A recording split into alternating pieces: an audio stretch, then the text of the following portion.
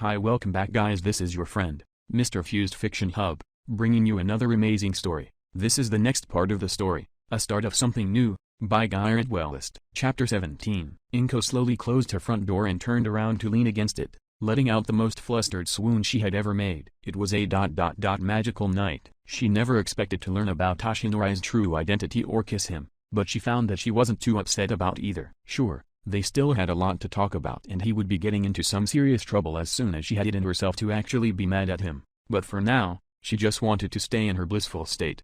That didn't seem to work out too well for her, however. Mama? Izuku walked out of his bedroom, his eyes still closed as he rubbed at one of them. Did you just get back? He asked through long yawn. Inko's heart fluttered for a different reason as she stepped out of her shoes and made her way towards Izuku. What are you doing up, buddy? She asked in a soft voice, a part of her wondering if the boy was going to fall asleep right here. It's way past your bedtime, but I wanted to make sure that you weren't sad again, he mumbled. Inko's heart ached as she looked at her son. How had she ever refused to believe that he could achieve his dreams in becoming a hero? He had such a kind heart, so much so that he would suffer through being tired in the morning for her sake, although a part of her thought that it was a half excuse for him to stay up playing games. Well, I'm not sad, so you can go ahead and get to bed, okay? She gently pushed him back towards his room. But the boy resisted. Tell me about it, he persisted, his eyes finally opening as he looked up at her with sleepy eyes. Was he mean? He asked with a seriousness that almost made Inko laugh. Hadn't he known Shimura was All Might the whole time? Now that she thought about it, that was another thing to be upset about. He must have told Izuku to keep that a secret, which meant that they were both lying to her, before she could get too upset. However, she focused on the task at hand first. It's too late for that tonight, okay? Maybe I can talk more about it tomorrow, or you could ask Toshinori. She honestly had no idea why Izuku was so interested in the first place. Weren't dates supposed to be gross to kids? He always looked away when people kissed on the TV, so why did he want to know about this? Izuku's head lifted as he looked at her with confusion. Toshinori? She couldn't tell if he was too tired to recognize who that was or simply didn't know All Might's first name. Either way, she didn't want to tell Izuku too much just yet. She hadn't even talked to Toshinori about how they were going to go about this. Did he want to keep it between just them, or was he willing to let even the media know? Honestly, the thought of that made her nervous. She didn't want to be a target for villains or the media. Seeing her face on the news number, she couldn't do that, at least not just yet. Turning back to Izuku, Inko let out her nerves and pushed him forward again. Don't worry about that, just head off to bed, alright? This time, he gave in and walked back into his bedroom, the All Might comforter likely calling out to him. Once the door clicked shut, Inko sighed and walked to her own room, suddenly exhausted. It had been a long night, that's for sure. She could think more about the contents of her date later, when she was less tired. But even as Inko thought that, memories of their moments together came back as she dressed in some night clothes and clawed under her blankets. The feeling of his warm skin still made her hands tingle as well as the soft phantom touch on her lips. It took Inko an hour or two to get rid of her flustered thoughts enough to actually sleep, and when she did, it was only about sharing a life with the people she loved most.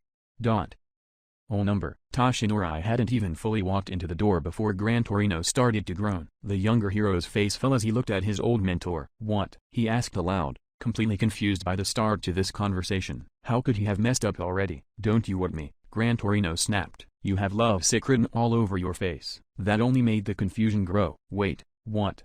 What do you mean? I'm not lovesick. And even if he was, how could Gran Torino tell so quickly? It wasn't like he was the easiest person to read. At least not to most people. Even the chief detective had a hard time figuring him out. But then again, that was always harder in his large form. The old man waved a hand, giving Toshinori enough time to finally sit down before he elaborated. I saw you out the window today. You were smiling like an idiot, even when you were alone. You can't hide something this obvious from me, kid. Well, Toshinori had definitely been smiling. He honestly couldn't help himself, though. Every moment he got to just think left him feeling butterflies and this warmth that hadn't resided in him for who knows how long. He was happy, and was it so bad that he wanted to show that? I don't know what you're talking about, he lied, turning away from the old man in favor of gathering his cup of tea. It had long gone cold from this morning, but that didn't really matter much. Tea was still tea, after all. Don't give me that. Gran Torino sat up, his grumpy glare not looking quite as intimidating as it usually did. He looked far too smug for that. You talked to her, didn't you? About the whole lying thing, and how much of an idiot you are. Oh, right. He forgot that he had gone to the old man for guidance about that. Now, Toshinori really couldn't hide anything. Well, yes, and number. I did eventually talk to her about it, but it wasn't until just last night. Gran Torino made a disgusted face. turning away. Geez, at least get to know her first. Toshinori barely managed to cover his mouth before blood could spray onto the table. He coughed and choked for a good minute or two, his face going completely red. That's not he tried to talk but his throat hurt. Instead, he picked up his cup of tea and drank a few sips, managing to soothe the tickle a bit. That's not what happened, he shouted, feeling exasperated. We went out on a date and talked about it, that's all. Good. I taught you better than to do anything like that too early anyway. He didn't bother mentioning that Gran Torino had never once spoken a word about that topic while they were training. It was all about working hard at school, and with his quirk back then, nothing personal ever came up, especially not when it came to Nana. Pushing the depressing topic away,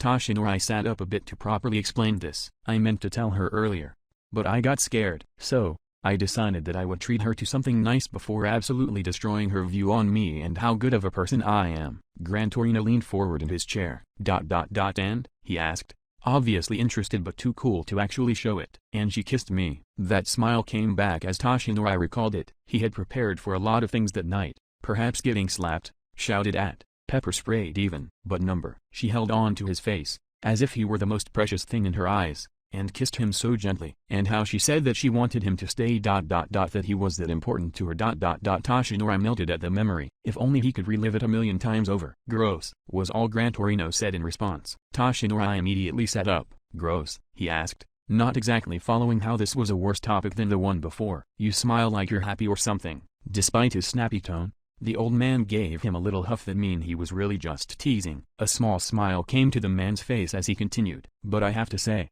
I prefer it to seeing you mope around. For a guy known to light up a room with your smile, you sure know how to make things depressing. That hurt a bit, but Toshinori couldn't deny it was true. Although the rest of the staff never said anything about it, it had been one of the many reasons Sir Nightingale left. He wasn't acting like the person he was before, which wasn't really fair in the first place. How was he supposed to act the same after watching his own organs fall out of his side and then continuing to fight despite that? I have to say, you really found something here. I don't know what makes this little family so special, but I'm glad you found them. It was the most sincere thing Gran Torino had ever said to him. Toshinori wasn't sure how to take it. Maybe I should come by sometime. This Izuku kid could probably use the extra help, right? Toshinori didn't like that idea. He could already picture Gran Torino zipping across someone's living room while landing hits on that poor child. Toshinori hadn't been able to catch up at the age of 17, so how could the quirkless boy hope to do the same?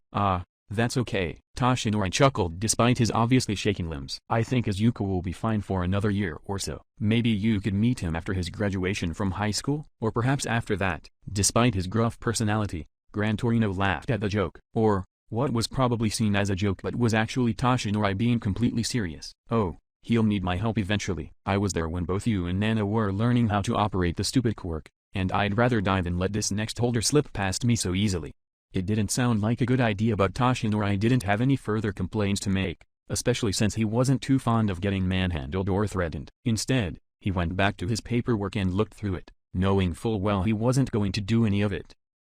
He hesitated, not quite sure how to phrase it. I love her, Gran Torino, he admitted, not surprising himself, but it still felt new to his tongue. He wondered if he would ever get used to saying it. She means more to me than I can even express and ... I'm just worried that it's a mistake. He can't lie and say that doing something like this could be dangerous. There are still villains out there, and if the media ever caught wind of it, Inko could lose every bit of privacy she ever had. Mobs of fans would swarm her home, and even worse, the jealous ones may send horrible things. He had no control over what his fans did or what the media said. For all he knew, this entire situation could become the worst thing he's ever done, and if Inko ever got hurt ... it would be his fault. Don't be stupid, Gran Torino huffed, scaring Toshinori out of his thoughts. I mean, look at you. You're happier than you've been for ages, even before you defeated All For One. You're doing something not because it's your duty, but because you want to. He ...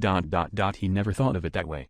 He had always assumed that this was selfish, wanting to be with someone else in such an intimate way. The world envied him and what he had, when really, all he ever wanted was to settle in a domestic life like the one Inko and Izuku had. Sure, he would never give up his hero work, even for something like that, but it felt so nice. Besides, Gran Torino continued, it isn't your fault if someone else targets her. Heroes' lives are dangerous, but that doesn't mean that every villain attack suddenly falls on your shoulders. If this Midoriya lady really wants to be with you, then she has to take responsibility for herself as well. That made sense. Toshinori hated the thought of anything bad happening, and he knew that if it did, he would be overcome with guilt, but he also couldn't push Inko away. Even if he wanted to, She was too strong for him. She's proved that already with how hard she worked to get him bad, even with everything they had gone through. Smiling, Toshinori turned back to his mentor. Thank you.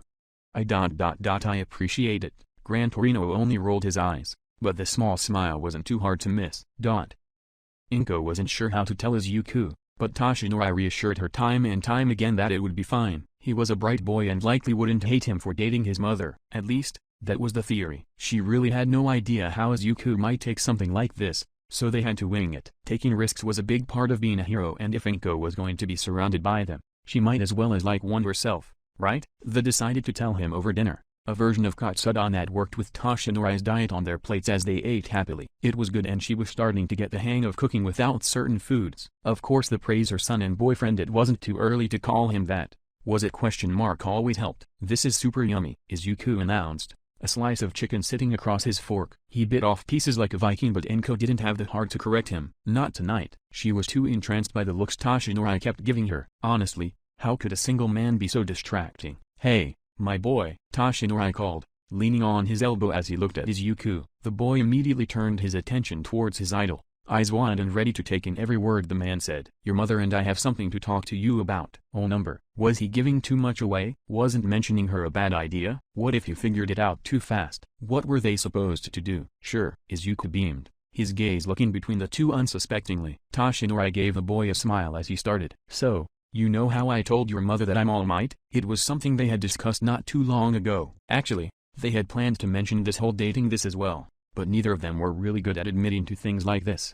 Oh, yeah, the boy nodded, seeming to remember the conversation well enough. You said that mom was a little mad but you aren't going away, so that's good. Inko almost interrupted, saying that she was more than a little mad, but she held back. This wasn't about their arguments or the fact that Toshinori had told her son to lie to her about his identity. It was about the fact she loved him despite him encouraging Izuku to lie. Yeah, she was still a little mad. What about it? Izuku asked, looking more confused than anything. Well, Toshinori started, his hands folding over each other nervously. Oh no, this was where it always started. He would do the hand thing and Inko would get anxious and then they'd chicken out and say something else instead. But they had to tell Izuku this time, if not now, then when? They couldn't keep putting it off. I'll let Inko explain. Oh, she was going to strangle him. Inko just managed to hide her dark glare before Izuku turned to her, his eyebrows even more pressed. He must have caught on to the fact he used her given name. Well, Izuku, she started, trying to think of the best way to put this. I like to spend a lot of time around All Might, and he likes spending time with us. So, we went out. She could feel how red her face was. This wasn't going well at all. Went out? Izuku asked, even more confused now. What does that mean? Ah, it means we went on a date. Toshinori supplied. We like each other, so I took her out to eat a little while ago. Neither of them were going to mention that they went out on more than one date since their first. They also weren't going to mention that they ended up making out after Izuku went to bed last Wednesday. The boy seemed to catch on, but it took him a moment to think it over. So ... like boyfriend and girlfriend? Oh, she hated this. Thankfully, the amazing man across from her nodded, his smile making things a little less awkward. Yes, we're boyfriend and girlfriend. The reaction was immediate, Izuku's entire body shooting up as he bounced on his chair. Inko shouted out a warning to be careful but he didn't listen. Mommy's dating All Might? Ah, yes. Toshinori reached out for the boy, his long arms managing to grab him and settle him back down pretty easily, but Izuku squirmed and instead rushed over to the hero. As soon as the little boy's arms surrounded Toshinori's thin waist, Inko felt her heart melt. Are you going to be my dad now? Please say yes. Please, please, please. Izuku was practically vibrating with excitement and all Inko could think was that at least he wasn't disappointed. Are you going to stay here too? Ooh, you can play games with me every day, and we can have parties every night. Toshinori tried to calm the boy, but it was an impossible feat, even for the symbol of peace. Ah, we haven't talked about that. Yes, this is all a long process but you have to. We can make room for you. I promise. You could even sleep in my room. The boy started begging as he fell onto his knees, both hands tightly gripping his mentor's shirt. Ask your mother. Oh, Inko knew she was screwed right then and there. Within seconds, Izuku rushed over towards her, his hands now fisted into her sweater as he continued to beg out pleads, saying anything that would allow Toshinori to stay, even if it was just for tonight. She knew that it was getting serious when Izuku promised to do his chores and a few extras. Fine, if he can stay tonight, then I'll let him. Izuku began bouncing as he cheered out. Inko groaned, feeling a headache begin to build from the loud noise, but she couldn't be too upset. They just told him that his mother and Ida were dating and he would be spending the night. Honestly, she felt bad for Toshinori, who would no doubt have to stay up with the boy doing whatever he wanted to. At least, once Izuku fell asleep, they could have some alone time to watch some of those movies Toshinori always seemed to enjoy. As dinner concluded and Toshinori helped Enko to put everything away, they finally settled down on the couch together, Izuku laying in between the two of them. They were like a real family, and it was something Enko always wished she would do. It was difficult, raising the boy alone, but now, she had someone else to support her and she could then give back that help in any ways he could. They would balance each other out. "Hey, Mom," Izuku whispered, his eyes shut even though he didn't exactly look like he was ready to fall asleep just yet. "What is it, baby?" she asked, her hand running through his bangs for a moment. "I can't wait to tell Kaken about this." Oh number. Thanks for listening to this tale. Make sure you comment, like and subscribe and have a wonderful day.